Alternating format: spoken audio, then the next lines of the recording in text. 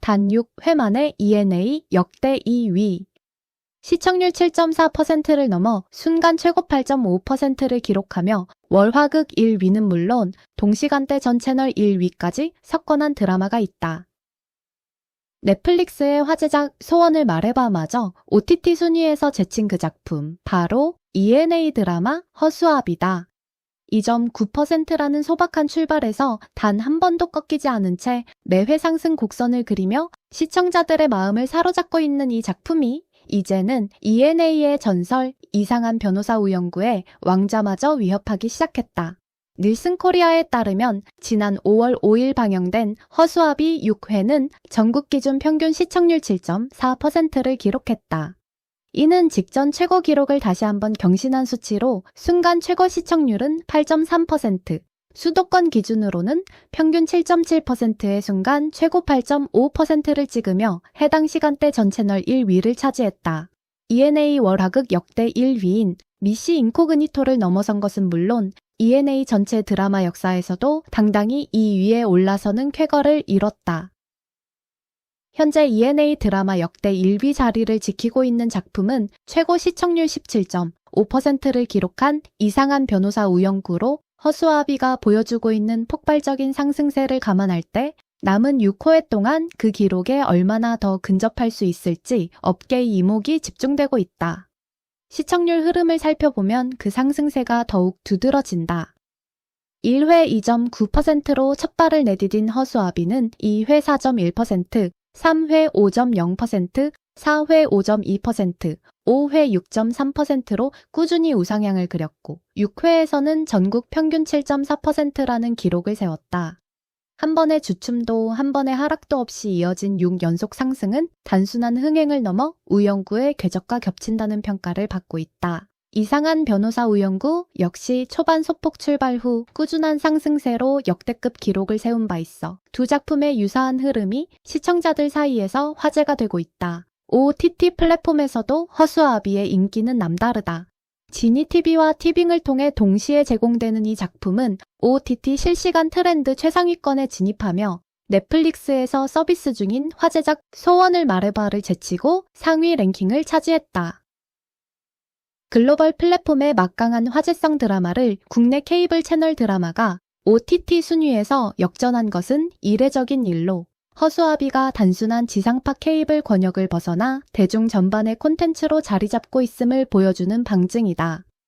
허수아비는 연쇄 살인 사건을 추적하던 형사가 자신이 가장 혐오하는 인물과 뜻밖의 공조를 펼치게 되는 범죄 수사 스릴러다. 드라마의 시간적 배경은 1988년부터 2019년까지 약 30년에 걸쳐 있으며 과거와 현재를 교차하는 서사 구조를 통해 미제로 남겨진 연쇄살인의 진실을 파헤친다. 박준우 감독은 가상의 마을을 창조함으로써 1980년대 후반 수도권 근교의 농촌 공동체가 연쇄살인 사건을 어떻게 경험했는지, 그리고 왜 당시 범인을 잡지 못했는지를 다시 되짚어보고 싶었다. 고 연출 의도를 밝혔다. 제목 허수아비는 이춘재 연쇄살인 사건, 당시 경찰이 실제로 설치했던 허수아비에서 영감을 받았다.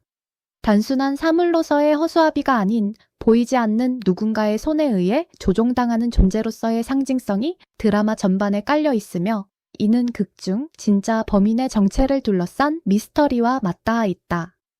극의 핵심 수수께끼는 여전히 하나다. 진짜 범인은 누구인가? 극 안에서 공식적인 범인으로 지목된 인물은 이용우다. 2019년 타임라인에서 처제 살인 혐의로 복역 중이던 그는 DNA 검사를 통해 강성 연쇄 살인 사건의 범인으로 밝혀진다. 그러나 드라마는 이 사실을 비교적 이른 시점에 공개하는 대담한 서사 전략을 택하면서도 이용우가 형사 강태주에게 체포된 이후에도 기이할 정도로 침착한 태도를 유지하며 오히려 강태주를 조롱하는 장면을 통해 시청자들의 의심을 증폭시킨다. 이용우가 진짜 범인이 맞는지 아니면 또 다른 흑막이 존재하는지에 대한 논란은 여전히 현재 진행형이다. 의심의 화살은 이기범에서 그치지 않는다.